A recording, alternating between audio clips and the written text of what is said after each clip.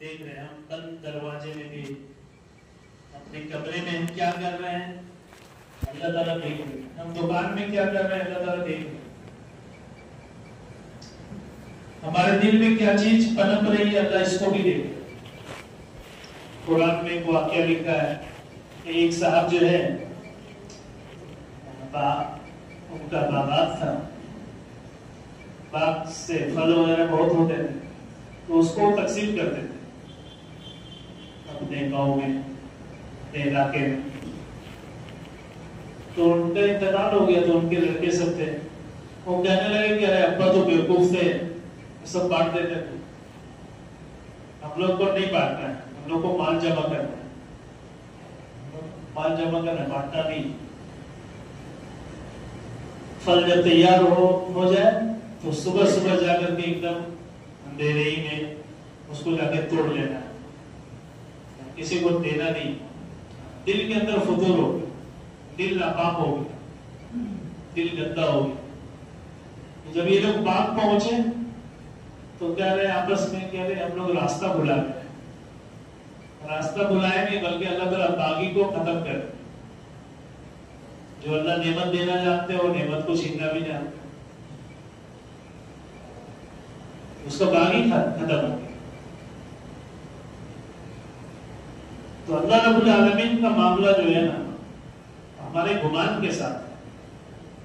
تو دنیا حکم پورا کرنے کی جگہ ہے، اللہ کو راضی کرنے کی جگہ ہے، اللہ کے احکامات کو پورا کرنے کا جگہ ہے۔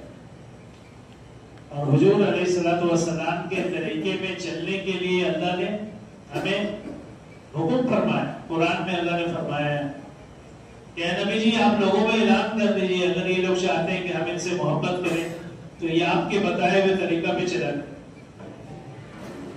حضور صلی اللہ علیہ وسلم کا طریقہ کو اللہ تعالیٰ منتخب کیے، ایک ایک مسلمان کے اندر اللہ کے نبی صلی اللہ علیہ وسلم کا 100% طریقہ ہونا چاہیے، کھانے پینے میں، پہننے اوڑھنے میں، گھریلو زندگی میں، بازار کی زندگی میں۔ ایسا نہیں کہ ہم جو چاہے پہن لیں، پہننے میں بھی پابندی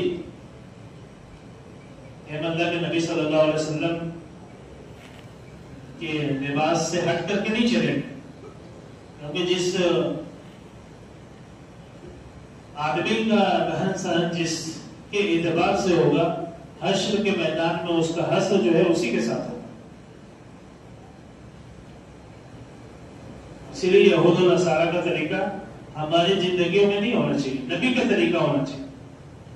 جو نبی اپنی امت کے لیے اتنا کیے، کسی آن میں بھی نہیں بلایا، کسی وقت میں بھی نہیں بلایا اپنی امت کو، کسی وقت میں بھی اپنی امت کو نہیں چھوڑے۔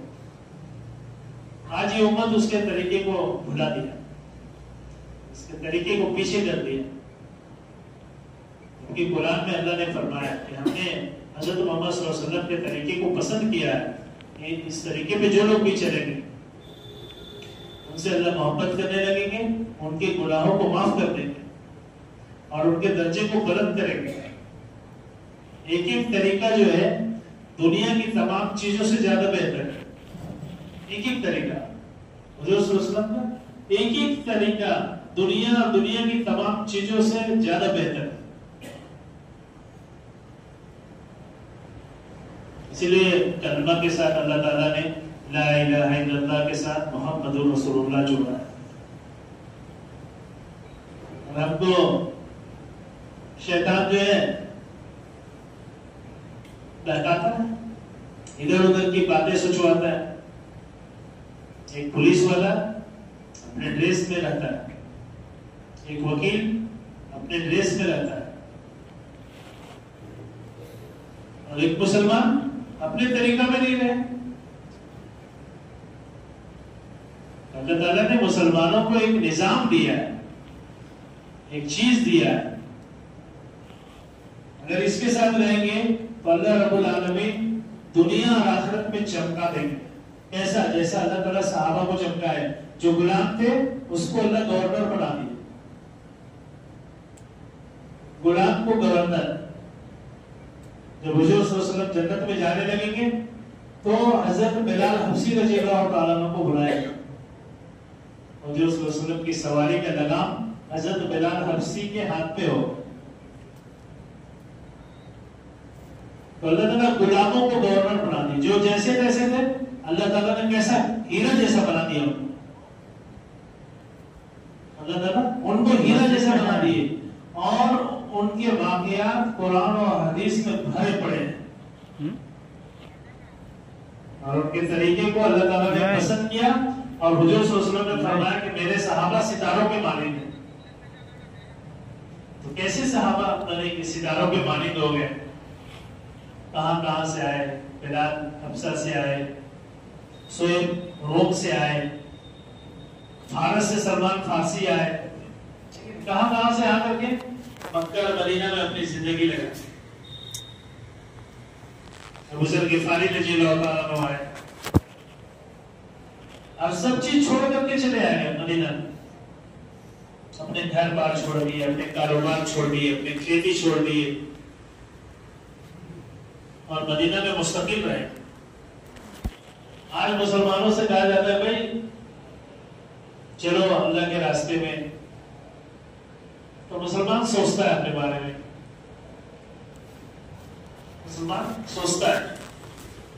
حالانکہ یہ سوچنے کی چیز نہیں ہے, قرآن کا حکم ہے کہ اللہ کے راستے میں وقت لگاؤ. یہ تو قرآن کا حکم ہے, قرآن میں اللہ نے فرمایا یہ چیز, اللہ نے قرآن میں یہ چیز فرمایا.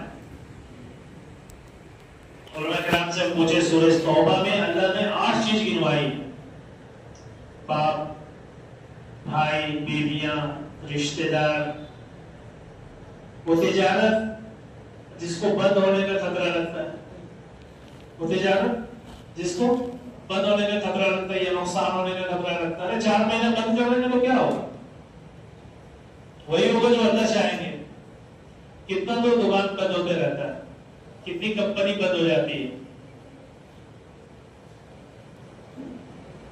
تو تجارت جس میں ہم کو خطرہ لگتا ہے کہ بھئی نقصان ہو جائے گا, بند ہو جائے گا, کہ نہ نقصان ہوگا نہ بند ہوگا. دین کے لیے جس چیز کی قربانی دی جاتی ہے اللہ تعالیٰ اس چیز میں برکت ڈال دیتے ہیں.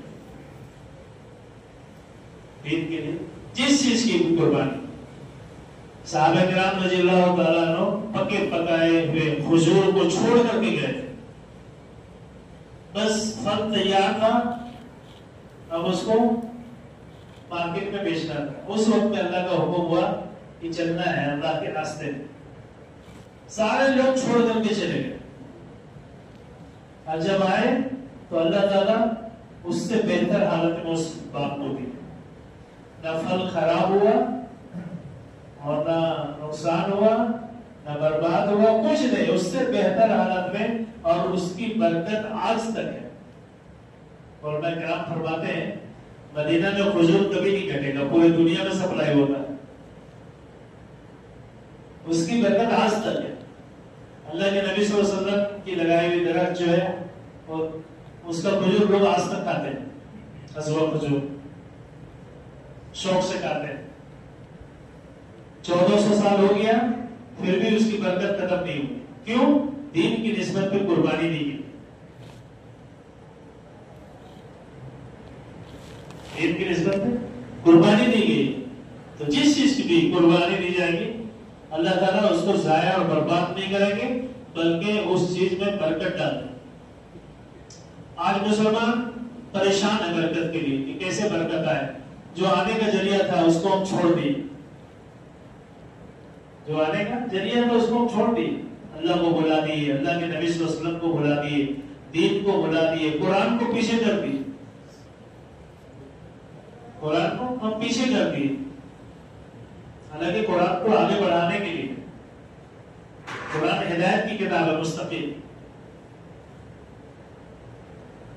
اگر ہم چاہتے ہیں کہ ہم آگے بڑھیں, ہم چمکیں, تو قرآن کو سینے سے لگانا پڑے, اور قرآن کے مطابق اپنی زندگی کو ڈالنا پڑے.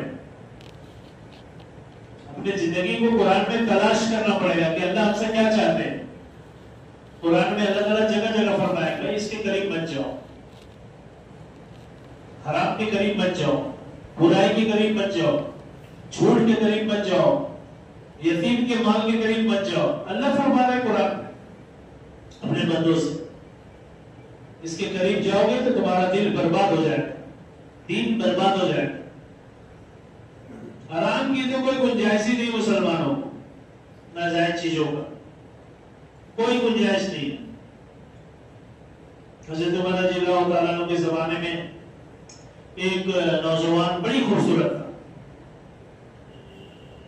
وہ بازار میں کچھ سامان بیچا کرتا تھا، تو ایک عورت جو ہے اس کی طرف مائل ہوئی برائی کرنے کے لیے، اور سامان خریدنے کے بہانے وہ اس کو اپنے گھر لے گئی،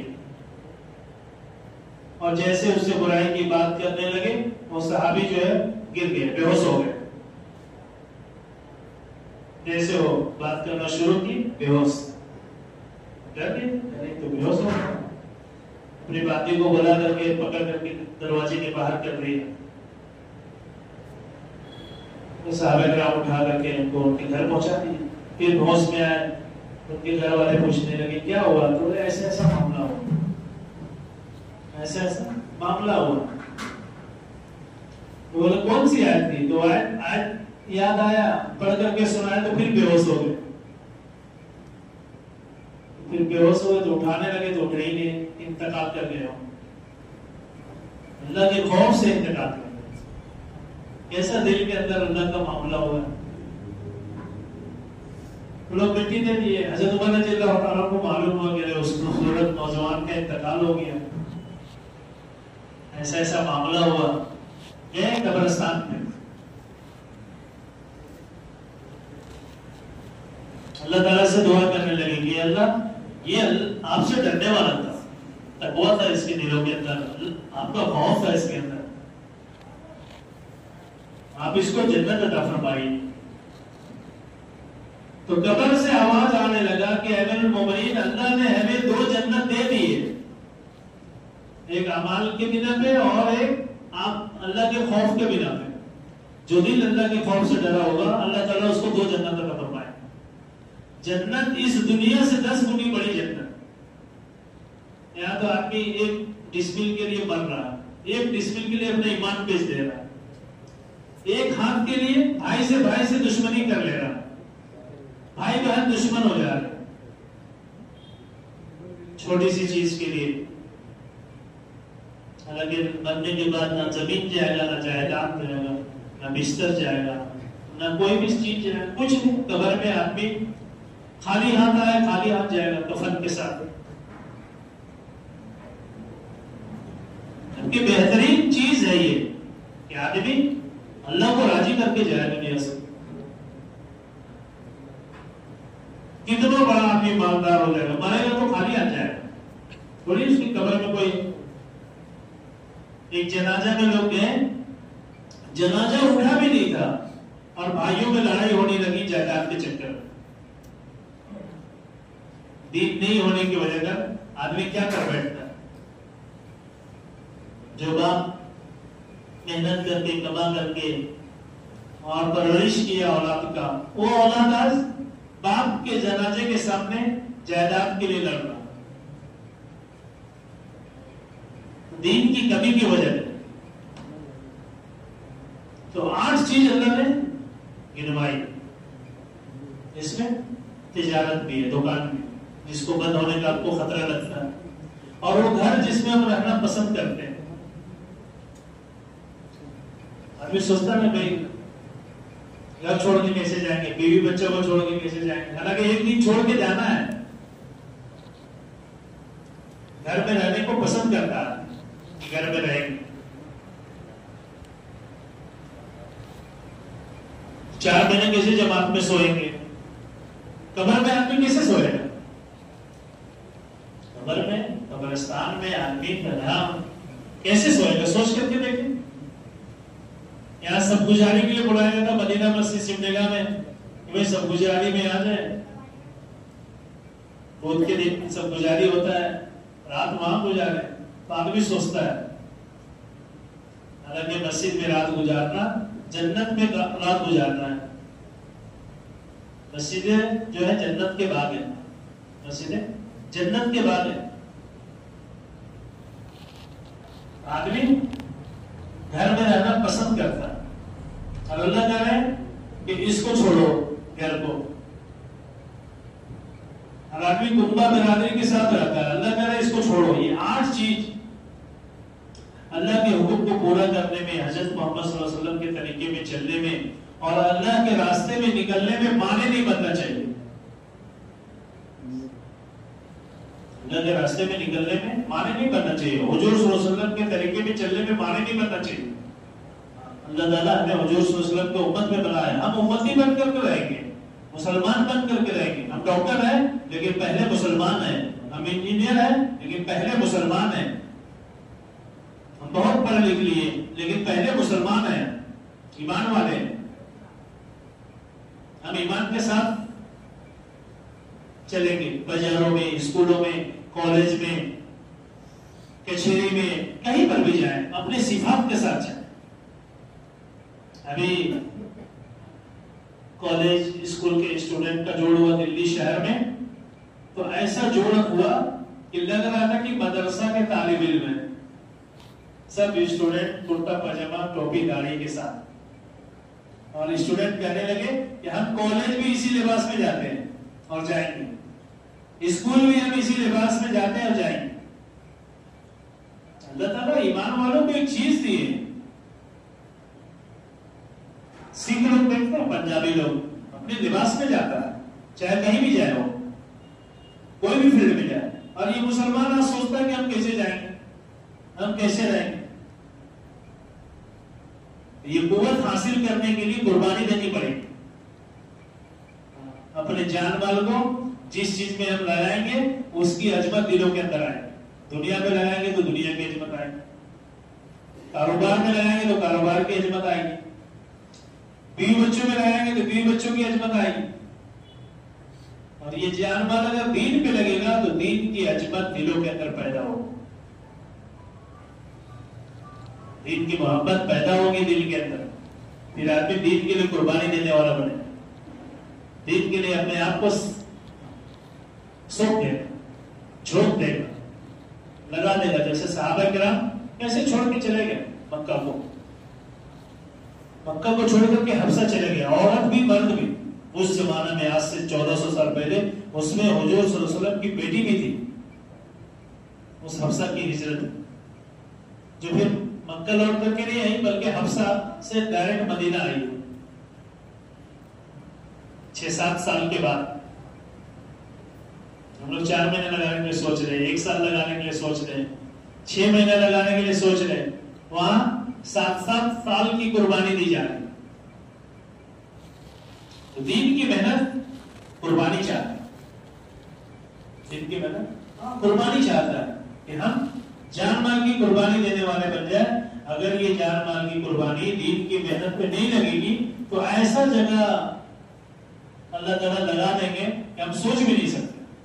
آج ہزاروں لوگوں کا پیسہ دوسری جگہ لگ رہا، ادھر ادھر لگ جا رہا، دین کے خلاف لگ جا رہا، شریعت کے خلاف لگ جا رہا، اللہ کو ناراض کرنے میں لگ جا رہا. اور آدمی کو احساس بھی نہیں، آدمی کو احساس بھی نہیں. تو احساس کب ہوگا؟ 2 وقت میں ہوتا ہے احساس. ایک تو موت کے وقت میں، موت کے وقت میں احساس ہوتا ہے. آدمی بہت سوچنے لگتا ہے کہ ارے کچھ کیے نہیں، یہ کرنا چاہیے تھا، یہ کرنا چاہیے تھا. لیکن اس وقت کا احساس کرنا کوئی فائدہ نہیں ہوتا. اور دوسرا احساس ہوتا ہے آدمی کو اللہ کے راستے میں، آدمی کو اللہ کے راستے میں احساس ہوتا ہے.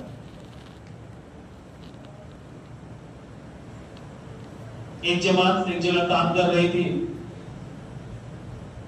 باہر ملاقات کے لیے تو 3 لڑکوں کو پکڑ کر کے لایا مسجد میں اور اس کو طالب کے حلقے میں بیٹھایا، تھوڑی سی بات کیے، تشکیل کیے، بولے کہ جماعت میں نکلنا پڑے گا،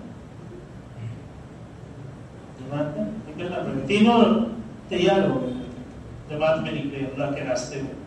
ایک نوجوان اس میں اتنا رونے لگا کہ اس کو چپ کرانا مشکل ہو گیا. امیر صاحب پوچھے اس سے کیا بات ہے؟ تو کہنے لگا کہ امیر صاحب جب آپ لوگ ہم کو مسجد میں پکڑ کر کے لائے، سمجھا بجھا کر کے،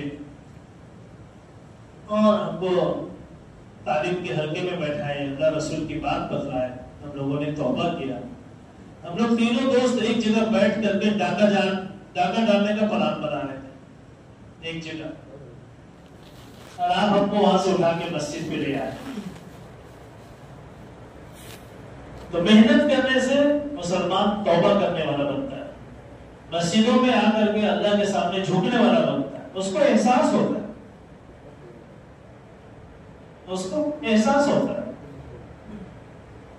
حضور صلی اللہ علیہ وسلم ہجرت کر کے جا رہے تھے ایک جگہ، تو لوگوں نے کہا کہ اس راستے میں ڈاکو رہتے ہیں، دوسرے راستے سے چلے. حضور صلی اللہ علیہ وسلم نے فرمایا کہ نہیں، اسی راستے سے چلو، ہمیں ڈاکوؤں سے ملاقات کرنی ہے. گئے تو 2 ڈاکو ملے.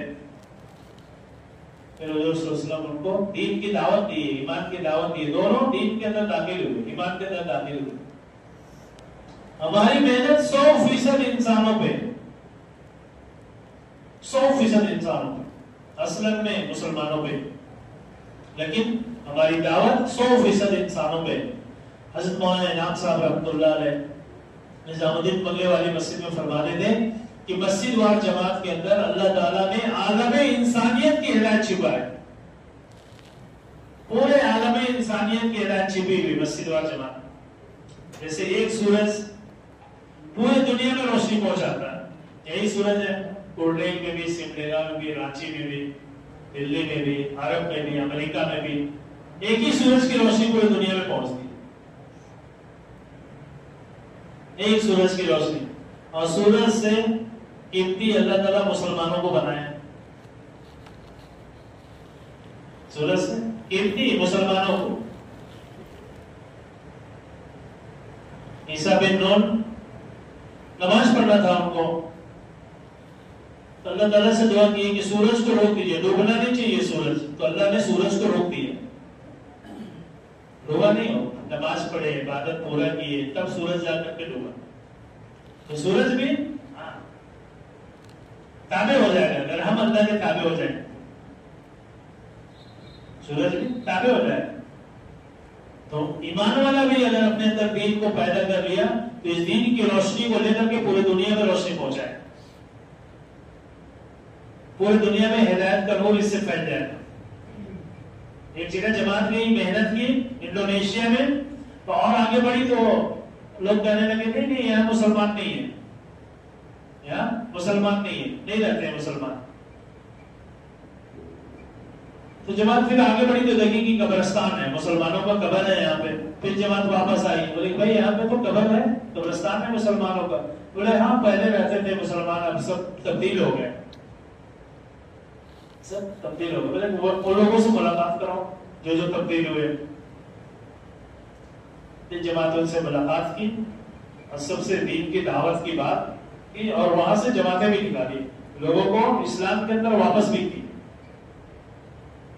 پھر وہاں سے جماعت نکلی. تو جماعت کی نقل و حرکت سے یہ فائدہ ہوتا ہے، اور جماعت نقل و حرکت کو کرنا چھوڑ دے گی تو امت جو ہے دین کو چھوڑ دے گی، امت دین کو بھلا دے گی.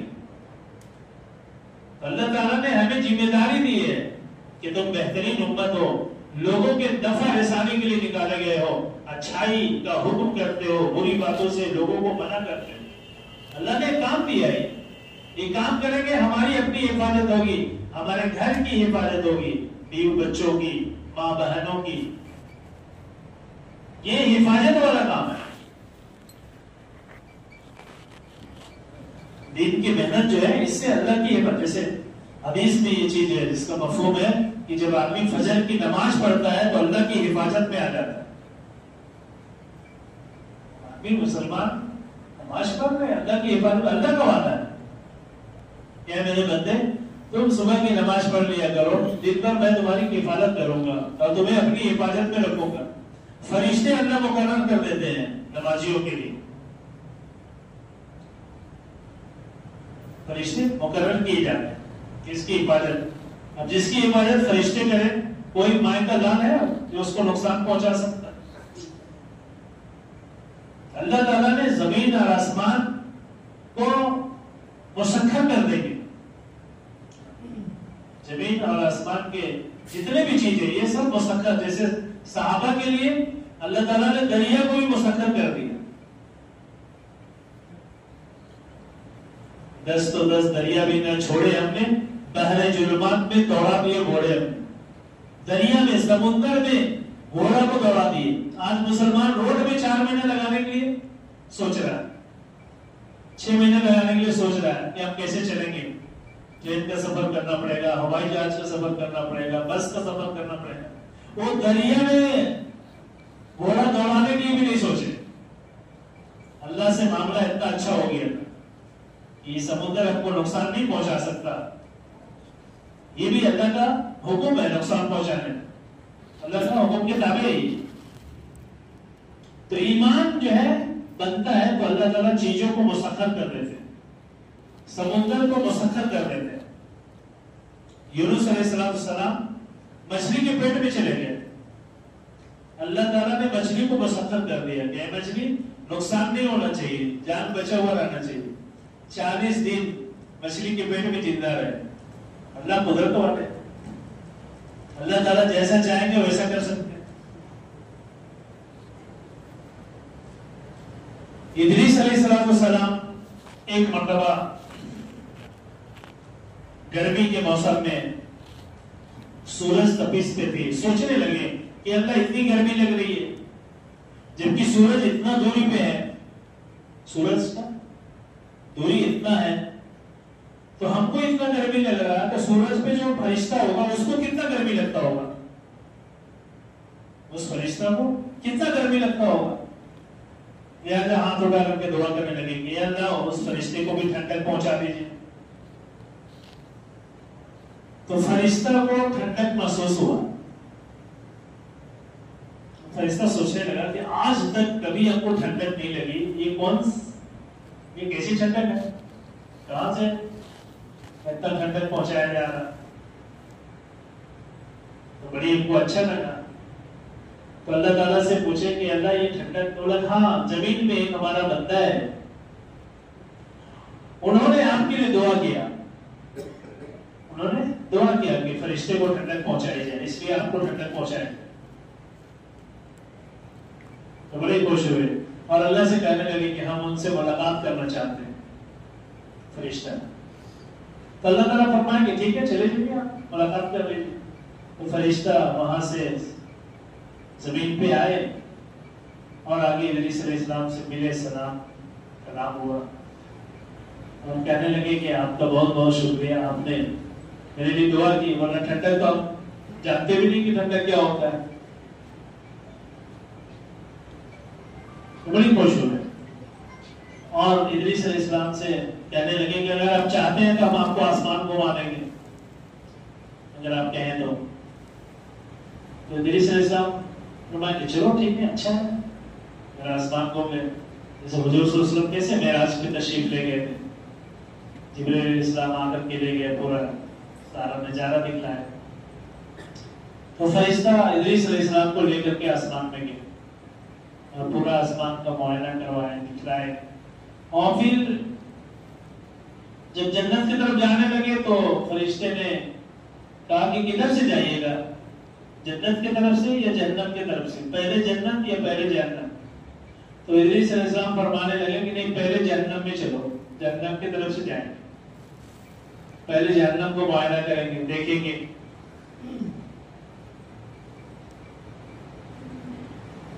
تو جہنم کا پورا معائنہ کیے، اس کے بعد جنت پہنچے، پھر جنت میں پورا دیکھے اور اپنا گھر بھی دیکھے کہ یہ ہمارا گھر، وہاں بھی گئے تو بڑی خوش ہوئے، دیکھتے رہے کافی دیر تک۔ جیسے جنتی بھی جنت میں جائے گا تو ایک ایک چیز کو جب دیکھے گا تو 70 سال تک دیکھتے رہے، اللہ کا جب دیدار ہوگا تو اللہ کو بھی 70 سال تک دیکھتا رہے۔ یہاں تو 70 سال کی زندگی بھی بڑی مشکل ہے، عمر دراز لوگوں کو اللہ تعالیٰ اور عمر میں برکت عطا فرمائے۔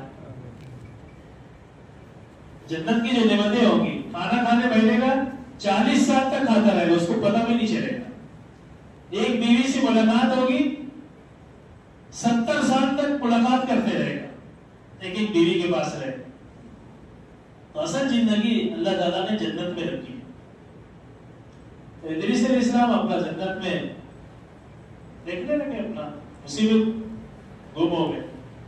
فرشتہ بہت دیر انتظار کیا، اس کے بعد پھر کہنے لگا کہ اب چلیے آپ کو پہنچا دیتے دنیا میں۔ تو ادریس علیہ السلام کہنے لگے کہ اب ہم دنیا میں نہیں جائیں گے، اب ہم یہی رہیں گے، اب ہم یہی رہیں گے، اب ہم جائیں گے نہیں۔ پھر بولنے لگے کہ نہیں جانا پڑے گا۔ بولے نہیں، اب ہم نہیں نکلیں گے یہاں سے، جو جنت میں آ جاتا ہے وہ جنت سے نہیں نکلتا۔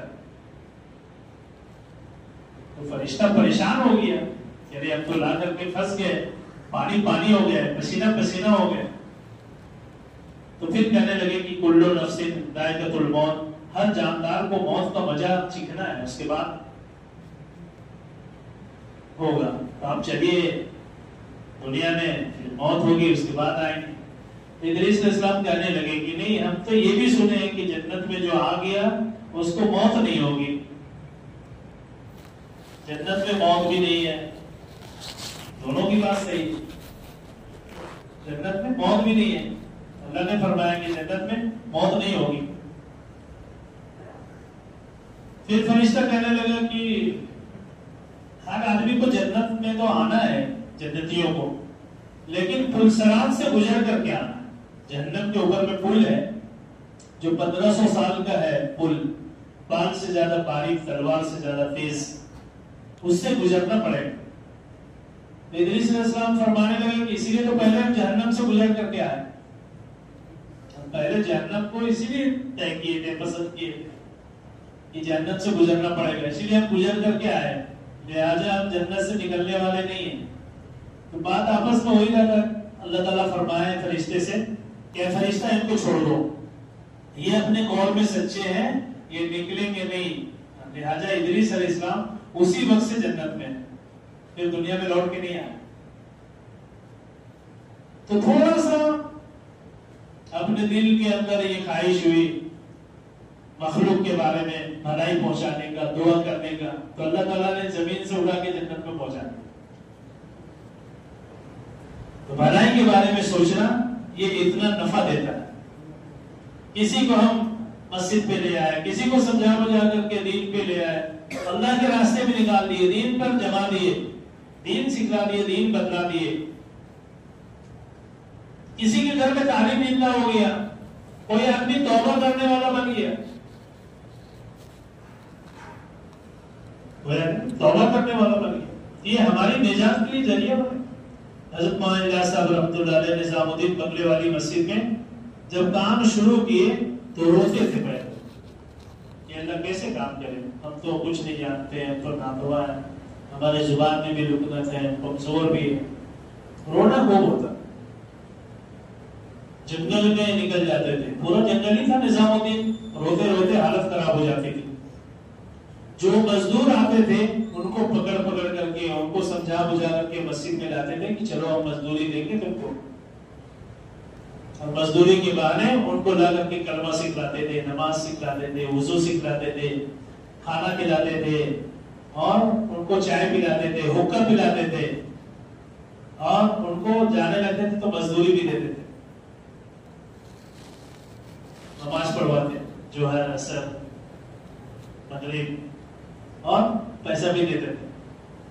آج امت پیسہ لگانے میں سوچ رہی ہے کہ جماعت میں 20,000 روپے لگا دیں گے تو پھر دقت ہو جائے گا، اور وہاں پیسہ دے کر کے لوگوں کو نماز سکھلائی جا رہی ہے، لوگوں کو وضو سکھلائی جا رہی ہے۔ کون؟ ایک عالم، بڑے عالم کام شروع کیے ہو، مزدور اپنے گھر پہ گئے، اپنے گاؤں پہ گئے، اور لوگوں کو اور تشکیل کی گئی ہے، وہاں تو مولانا صاحب ہیں، کھانا بھی کھلاتے ہیں، چائے بھی پلاتے ہیں، حکا بھی پلاتے ہیں، اور نماز بھی سکھلاتے ہیں، رجوع بھی سکھلاتے ہیں، اور پیسہ بھی دیتے ہیں، اور لوگ آئے مزدور۔ جب ایسا ہونے لگا چند دن تو پھر ان کے دل بدل گئے، پھر وہ دیندار ہو گئے، مولانا سے محبت کرنے لگے، ایسی محبت کی جان دینے کے لیے تیار ہو گئے، ایسی محبت کی جان دینے کے لیے تیار ہو گئے۔ جب ایمان بن جاتا ہے تو آدمی ایمان کے لیے سب کچھ قربان کر دیتا ہے۔ جب محبت ہو جاتی ہے کسی سے تو محبت کی بنیاد پہ سب چیز آدمی قربان کر دیتا ہے۔ ایسے کام ہوا ہے ایک بزرگ فرما رہے تھے کہ ہماری محنت سے ایک آدمی بھی اگر نماز پڑھنے والا بن گیا تو اس محنت کا وصول ہو گیا، ہماری قربانی کا وصول ہو گیا، ایک آدمی بھی اگر نماز پہ آ گیا تو اللہ تعالیٰ نے بڑی ذمہ داری دی ہے دین کی، بڑی ذمہ داری۔ اب کوئی نبی رسول نہیں آئیں گے، اب اس امت کو ہی کام کرنا ہے، اس امت کو ہی پوری دنیا میں دین کی روشنی پہنچانا ہے، پورے دنیا میں۔ اللہ تعالیٰ نے نظام الدین والوں پہ شفقت کیا، محبت کیا، اور نظام الدین والے جو ہے ہمیں نماز پڑھنا سکھلائے، سنت پہ چلنا سکھلائے کہ داڑھی کیا ہوتا ہے، ٹوپی کیا ہوتا ہے، کپڑا کیسا ہونا چاہیے، لباس کیسا ہونا چاہیے۔ حضور صلی اللہ علیہ وسلم کو کون سا لباس پسند تھا، حضور صلی اللہ علیہ وسلم کو کون سا چہرہ پسند تھا، کیسا چہرہ حضور صلی اللہ علیہ وسلم پسند کرتے تھے۔ ایک بہت بڑا شاعر گزرا بیدل دلی کے اندر، تو بڑا اچھا شاعر لکھتا تھا وہ۔ تو ایک آدمی کو بہت محبت ہوئی اس سے اور ملنے کی خواہش ہوئی، تو دلی آیا وہ سفر کر کے، اس کے معلوم کرتے کرتے کرتے اس کے گھر تک پہنچا، تو گھر والوں نے کہا کہ باہر گئے ہیں نائی کی دکان پہ۔ تو نائی کی دکان پہ پہنچے تو بیدل جو ہے وہ داڑھی سیو کرا رہا تھا۔ تو وہ آدمی کہنے لگا کہ بیدل تم اتنا اچھا شعر لکھتے ہو اور تم داڑھی پہ چھرا چلا رہے ہو، تمہیں شرم نہیں آتی ہے؟ تو بیدل کہنے لگا کہ ارے لوگ تو کسی کے پیٹ پہ چھرا ڈال دیتے ہیں، کسی کے سر پہ چھرا مار دیتے ہیں، کسی کے جسم پہ چھرا مار دیتے ہیں، کسی کے آبرو پہ چھرا مار دیتے ہیں، ہم تو اپنے چہرے ہی پہ چلا رہے ہیں۔ یہ بھی کہنے لگے کہ بے شک لوگ کسی کے پیٹ پہ چھرا ڈال دیتے ہیں، لیکن تم تو حضور صلی اللہ علیہ وسلم کے کلیجے پہ چھرا ڈال رہے ہو، تم حضور صلی اللہ علیہ وسلم کے کلیجے پہ چھرا ڈال رہے ہو۔ اسی وقت اٹھا توبہ کیا اور اس کی زندگی بن گئی۔ اللہ تعالیٰ نے قرآن میں یہ چیز بدلایا ہے، حضور صلی اللہ علیہ وسلم کے ایک ایک طریقے کو اللہ نے پسند کیا ہے، مسلمانوں کو ایک زندگی ملی ہے۔ 100% مسلمان حضور صلی اللہ علیہ وسلم کے زمانہ میں 100% دین پر تھا، 100% دین پر۔ اللہ کے نبی صلی اللہ علیہ وسلم نے فرمایا کہ ایک زمانہ آئے گا کہ ایک عورت یمن سے چلے گی اور مکہ پہ سفر کرے گی، بیت اللہ کا طواف کرے گی، جوان عورت ہوگی، سونے چاندی سے لدی ہوئی ہوگی، اس کے پاس مال بھی ہوگا، کوئی انسان آنکھ اٹھا کر کے دیکھنے والا نہیں ہوگا اس کو، نہ اس کی عزت پہ کوئی ہاتھ ڈالے گا، نہ اس کے مال کو کوئی لوٹے گا۔ اس زمانہ کے لوگ کہنے لگے کہ ڈاکو سب کہاں چلے جائیں گے، جو چور ہیں، جو لٹیرے ہیں، جو ڈکیت ہیں، کہاں چلے جائیں گے؟ اللہ کے نبی صلی اللہ علیہ وسلم نے فرمایا کہ سب لوگ دائی بن جائیں، سب لوگ دیندار بن جائیں، سب لوگ اللہ سے ڈرنے والے بن جائیں گے۔ ایک زمانہ آیا کہ عورت آئی یمن سے سفر کر کے، لوگوں نے پوچھا کیسا لگا سفر، لیکن جتنے مرد ملے یہ ایسے تھے جیسے بھائی اور باپ، اور جتنی عورتیں ملی ایسی تھی جیسی ماں اور بہن، کوئی اس کو نقصان نہیں پہنچا۔ حضور صلی اللہ علیہ وسلم نے 23 سال محنت کر کے ایسا ماحول قائم کر دیا تھا، مکے کے اندر، مدینے کے اندر، عرب کے اندر، اگل بگل، اور آج تک اس کی رونق باقی۔ ہندوستان میں بھی کام پہنچ گیا، ہندوستان میں بھی دین پہنچا، اور ہندوستان والوں کو اللہ تعالیٰ خیر دے، اتنا دین آیا ہے کہ پورے دنیا میں اس وقت میں ہندوستان میں دینی سطح سب سے زیادہ بلند، پورے دنیا سب سے زیادہ مساجد، سب سے زیادہ علماء کرام، سب سے زیادہ حافظ قرآن، سب سے زیادہ دینداری، سب سے زیادہ مسجد، یہ ہندوستان میں، اور ہندوستان کی جماعتیں پورے دنیا میں جا رہی ہے۔ اللہ کا احسان ہے، اللہ تعالیٰ اس میں اور برکت عطا فرمائے۔ تو کام اللہ کی طرف سے ملا ہے، اللہ تعالیٰ جس سے چاہتے کام دے دیتے ہیں۔ حضرت معاویہ صاحب رحمۃ اللہ علیہ فرماتے تھے کام کرتے رہو، کام کرتے رہو، عجب نہیں اللہ تعالیٰ تم سے وہ کام لے لے جو کام اللہ نبیوں سے بھی نہ لیا ہو۔ اتنا بڑا کام ہے اور اللہ کا نظام ہے، اللہ تعالیٰ جس بندے سے بھی جتنا جیسے چاہیں گے کام لے لیں گے۔ نوح علیہ السلام نبی 950 سال تک لوگوں کو سمجھاتے رہے، بجھاتے رہے، 72 آدمی ایمان میں داخل ہوئے، کشتی نو میں سوار ہوئے، صرف 72۔ حضور صلی اللہ علیہ وسلم کی محنت سے کتنے صحابہ تیار ہوئے، اور ایک ایک صحابہ اپنے خاندان والوں کے لیے کافی ہو گئے، اپنے علاقہ کے لوگوں کے لیے کافی ہو گئے۔ ایک صحابی آئے قبیلے دوست کے، جا کر کے دوست میں محنت کی، اپنے قبیلے میں 80 خاندان کو ایمان میں داخل کرایا، 80 خاندان کو قبیلہ دوست۔ ایک سال محنت کی تو لوگ داخل نہیں ہوئے ایمان میں۔ حضور صلی اللہ علیہ وسلم سے کہنے لگے کہ اللہ کے نبی صلی اللہ علیہ وسلم بد دعا کر دیجیے ان لوگوں کے لیے، یہ لوگ سب ہلاک ہو جائے، اللہ کے عذاب میں مبتلا ہو جائے۔ حضور صلی اللہ علیہ وسلم نے فرمایا میں بد دعا کرنے کے لیے نہیں آیا، جاؤ محنت کرو اور اچھا سے سمجھاؤ، جاؤ دین کی محنت کرو۔ ٹھیک ہے، ایک سال میں لوگ تیار نہیں ہوئے، دوسرے سال جائیں، ایک مرتبہ دین کی جماعت میں گئے، نہیں مانے لوگ، دوسرے مرتبہ جائیں، تیسرے مرتبہ جائیں، سمجھانے بجھانے میں تھکنا نہیں۔ پھر ایک سال جا کے محنت کیے تو 80 خاندان 80 گھرانوں کو لے کر کے آئے مدینہ شریف، سب کے سب لوگ ایمان میں داخل ہو گئے، 100% لوگ دین کے اندر داخل ہو گئے۔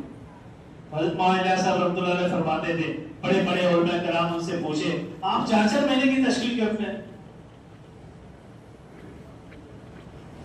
4 مہینہ یہاں لوگ کھانے کے لیے ترس رہے، چولہا جلانے کے لیے ترس رہے، آج سے 100 سال پہلے اور زیادہ غربت تھا۔ آخر آپ کیا چاہتے ہیں؟ علماء کرام بڑے بڑے دلی شہر کے حضرت مولانا صاحب رحمۃ اللہ علیہ فرمائے کہ ہم اس سطح کا دین چاہتے ہیں جس سطح کا دین حضور صلی اللہ علیہ وسلم چھوڑ کے گئے، اس سطح کا دین اس امت میں پھر سے زندہ ہو جائے۔ اور فرمایا مولانا صاحب رحمۃ اللہ علیہ ہر مسلمان اپنی زندگی کا ہر سال 4 مہینہ لگانے کا اپنی زندگی کا مقصد نہیں بنائے گا تو ایمان کی حلاوت نصیب نہیں ہو سکتی۔ آج جو دنیا میں ظلمت ہے نا، جو شیطان کی محنت ہے، نفس کی محنت ہے، اگر ہم چاہتے ہیں اس سے بچیں تو ہر سال 4 مہینہ دینا پڑے گا، ہر سال ایک ایک مسلمان کو اپنی ترتیب خود بنانی پڑے گی۔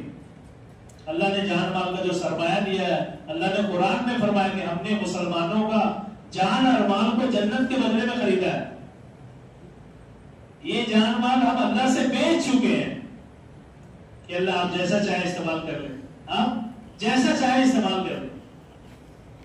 ہم دھوکے میں ہیں کہ بھائی یہ جان مال میرا ہے، ہم اپنے مرضی سے چلیں گے۔ اپنے مرضی سے چلنے والا انسان سنتوں کا دشمن ہو جاتا ہے، اپنے مرضی سے چلنے والا انسان اللہ کا دشمن ہو جاتا ہے، پھر یہ کفر و شرک میں مبتلا ہو جاتا ہے۔ اس لیے ہم اللہ اور اللہ کے رسول کی مرضی کے مطابق چلیں۔ کیا بھائی چلیں گے نا انشاءاللہ؟ اس کے لیے ہمت کر کے بدلاویں۔ اللہ کے راستے میں جانے کے لیے کون کون ساتھی تیار ہے 5 مہینے کے لیے؟ ہمت کر کے بدلائیں انشاءاللہ۔ احسان بھائی اللہ قبول فرمائے، محمد نوازش بھائی اللہ تعالیٰ قبول فرمائے، اور بدلاتے بھائی اور نیت کریں انشاءاللہ۔ جن کا قواعد پورا ہو گیا بیرون کا سفر کریں، جن کا سفر ہو گیا دوبارہ سفر کریں۔ اللہ تعالیٰ قبول فرمائے، شاباش اللہ تعالیٰ قبول فرمائے، اللہ تعالیٰ مدد فرمائے۔ جی توقیر بھائی استعداد کریں۔